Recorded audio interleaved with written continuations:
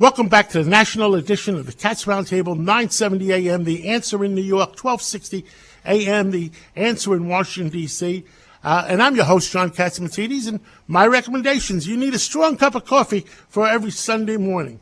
This morning is a man that needs no introduction. He's a worldwide name. It's Coca-Cola or it's Donald Trump. Good morning, Donald Trump. How are you this morning? I'm good, John. Thank you very much. Well, thank you for being with us. And Donald, I must apologize on one item. A couple of days ago in the New York Times, it said that people were looking at Ted Cruz because they were scared of you. I never said that. I disavow saying that. And we know each other for 30 years. I would never say that. Okay. Well, that's good because you were quoted in the Times, and I was surprised to see it. And you're disavowing that quote, and that's fine with me. I believe that. I have never, me and you know that for 30 years, and we know each other. Okay, good. I take your disavowal very much. Donald, tell me what's going on in the campaign. How do you feel about New York, and what's going on? Well, I think it's going very well. We're ahead by millions of votes. We're ahead by, I guess 250 or so delegates, close to 250 delegates.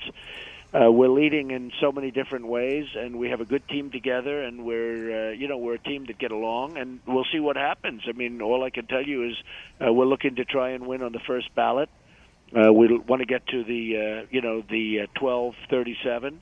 And I think we will have a very good chance to get there. We expect to get there, actually. And we think we're going to do great in New York. You see the polls in New York better than anybody, John. We're way up in the polls. And this is a guy, Cruz is a guy who, hates New York. He hates New Yorkers. And he's trying to put a different spin on it now, like he's talking about liberal values.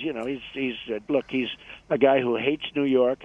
He voted against appropriations for New York. He voted against some very important appropriations for Sandy and for other things.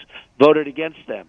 And now he's trying to pretend like, all of this stuff never happened. No, he's a very anti-New York guy, and I guarantee if he ever made it to president, New York could forget about the federal government.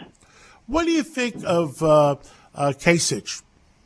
I think he's a guy that has been, he's won for 32, whereas I've won, 22 states. Cruz has won 9, I think, something like that, and I've won 22. I've won much more than anybody else, and John has won 1. He's won for 32. And when you think about it, it's sort of an amazing thing that that he's hanging in there. Because, in all fairness, Rubio was doing better and Bush was doing better, and a lot of people were doing better. John is just hanging in. I guess he thinks it gives him some power to hang in, which is fine. I mean, it's okay. Well, the word around town that Kasich is a very decent guy and will make a great vice president. You have any opinion on that? Well, I like him. I mean, I do like him. It's too early to talk about vice president, but I like him, and I just think that it's unusual. His tactic is unusual. Maybe it'll turn out to be brilliant. I don't know. Who knows? But, I've won 22 states, and John's won 1, and he happens to be the governor of that one state, so you had the power behind him. Had I campaigned there 2 more days, that was the weekend we had Florida. So, as you know, I won Florida by 20 points, and a tremendous victory in Florida. Had I left Florida to campaign 2 more days in Ohio, but I didn't want to take any chances in Florida, but I would have won Ohio, I think. If you were the Republican nominee, what is your strongest punch against Hillary Clinton? Well, I think a lot of strengths. Number 1 will be trade, and number 2 will be the borders and military, and we're not letting ISIS come in. We're not letting, these people come in that we have no idea who they're with, who they're for. We'd get rid of Obamacare and have a great health care plan because Obamacare is a total catastrophe for everybody right now. It's going to die anyway because it's just not working. You see what's going on with premiums. They're going up 45%, 55%. It's a disaster, and you don't even get good coverage. So I do many things, many things. But the military would be a focus, and our military is depleted. And I get things done. You know that well. You've been here a long time, and you know it very well. And we have to strengthen our military, and we have to get rid of ISIS, and we have to do many things. But the borders would be a strength, and one of my great strengths would be bringing jobs back to New York, because we've been depleted. You look at New York, you look at upstate New York, it's a disaster what's going on up there. It's a total. It's talked about all over the country. It's been drained of jobs, drained, and they're moving to Mexico. They're moving everywhere but New York. So I think I think I'm resonating, and that's why I'm doing so well in the polls. Do you think, with Hillary and Bernie Sanders, did you ever expect Bernie Sanders to be raising the kind of money he has and affecting Hillary that much? No, nobody thought it was possible. Nobody thought it could happen. And he was not an effective senator. He did nothing. But nobody thought it. I don't even know who I'd rather run against. I'm not even sure. I'm amazed to see that Hillary has such a losing streak going. I will say that. She's got a big losing streak going, and I'm a little bit surprised to see it. But, it's crazy things could happen, and crazy things could happen with emails, too. That whole race is getting wilder and wilder, John. I mean, do you think the FBI could take action without the President Obama's approval? Well, in theory, that's what they're supposed to be able to do, and you don't know if that's the way it works because it's perhaps politics, but it's supposed to be that way. We'll see what happens.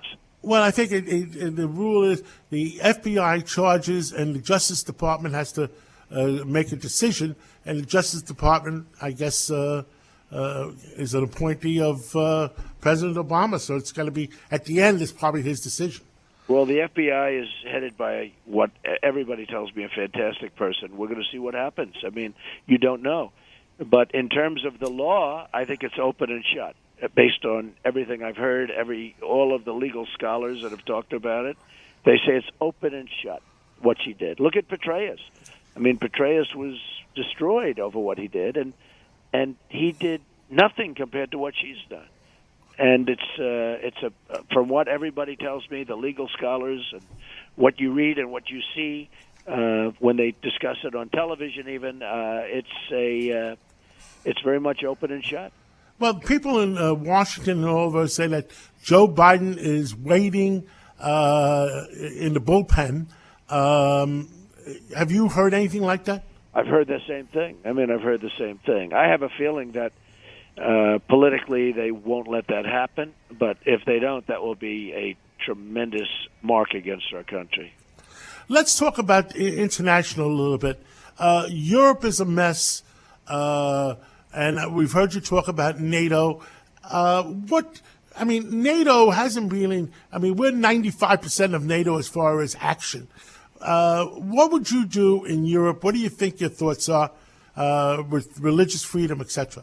Well, let's talk about NATO. NATO is obsolete, and I said it, and a lot of people gave me great credit for saying it. NATO's obsolete, and, when NATO was done, it's 68 years old, and when NATO was formed, it was, we were thinking in terms of Soviet Union and other things, but Soviet Union, which doesn't even exist anymore. Now, Russia's still very powerful, but the Soviet Union doesn't exist, but it's obsolete, and it's very unfair.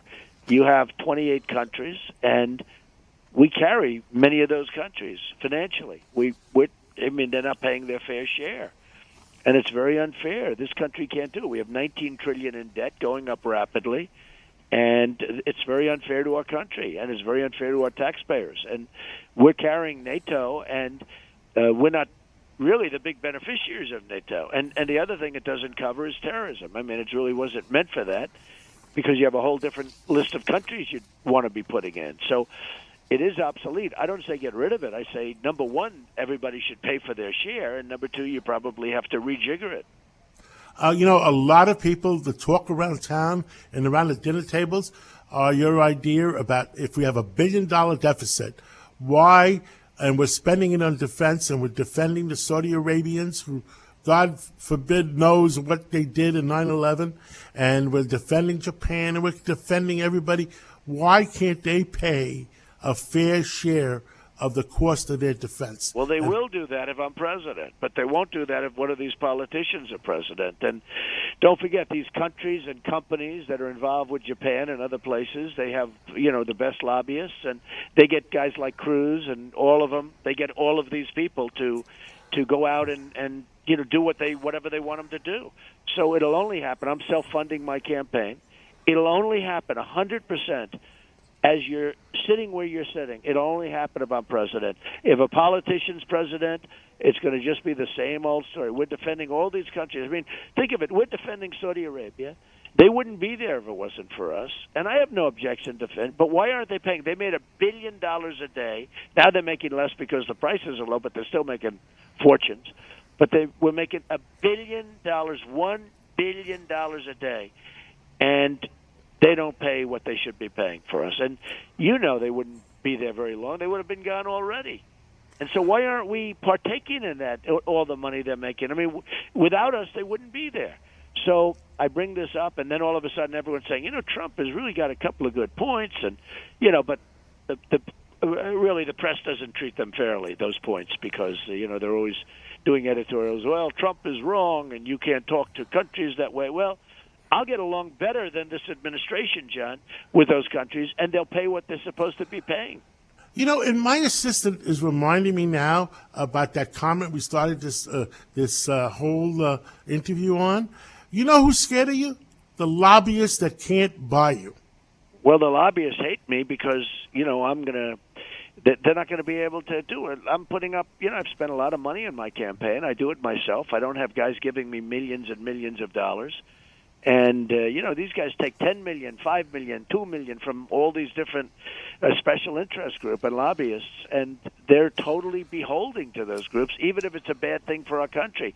So I'm just, essentially, John, honestly, I'm working for the people. I'm not taking money from the big donors. I'm not taking money from the big companies, from pharmaceuticals and lumber and all the different. I'm going to do what's right. We're down to the last 2 minutes. Tell me, what do you want to tell America before we sign off Sunday morning? Well, my whole theme is make America great again, and it's America first. We have to look at America first. We're not the same country that we were 20, 25 years ago, where we could defend the world and do all the things we're doing now that we can't do, we can't afford, and it's making us weak. We have to build up our military. We have to take care of our vets. We have to get rid of Obamacare. We have to strengthen our education, get rid of Common Core, which is a disaster. And we have to have strong borders, and we're going to build the wall, and Mexico is going to pay for the wall 100%. But we're going to make our country great again, and that's what we want. God bless you. Thank you for being with us this Sunday morning, and good luck on everything you do. Thank you very much, John. Take care of yourself. Thanks. This is the Cats Roundtable. We'll be right back.